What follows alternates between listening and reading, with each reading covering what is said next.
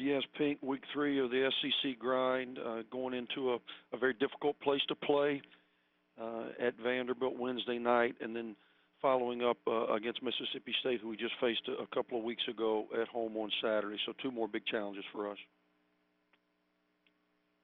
Our first question is from Bob Holt of the Arkansas Democrat Gazette. Hey, Andy, how you doing today? Hey, good morning, Bob.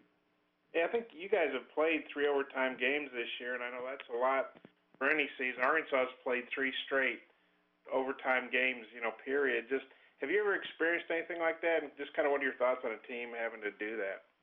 Well, for us, Bob, I think it's just ultimately a window into who we are. We've played 17 games now. We're over halfway through our season, and we've played a lot of close games. Not only do we play the 3 overtime games, but most every game we play is a one possession here or there.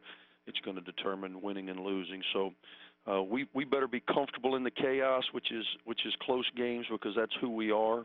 I think a team does grow, and the more times you're in tight situations, you would hope that guys would learn from it and be able to use it to their advantage as the season continues. I guess, what do you think about Arkansas playing 3 straight games that go overtime? It's crazy, but again, there's not a lot of separation in college basketball, and our league's no different. A bounce here, a bounce there, a possession here. We always talk about them being moments of truth, and in that time you got to step up and make a play. And I think it's going to be that way.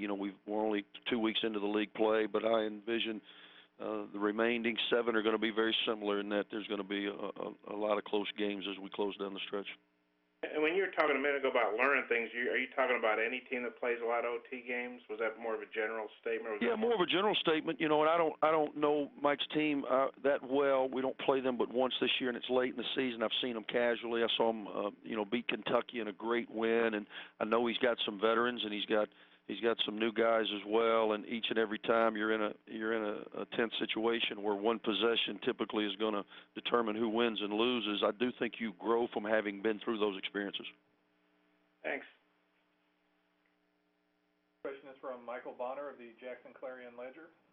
Hi, Coach. How are you? Hey, good morning. I'm wondering, when you play Mississippi State for the second time this season, is it more difficult, or how much can you take from the first game, seeing as how Marshall Henderson will be back for this time around?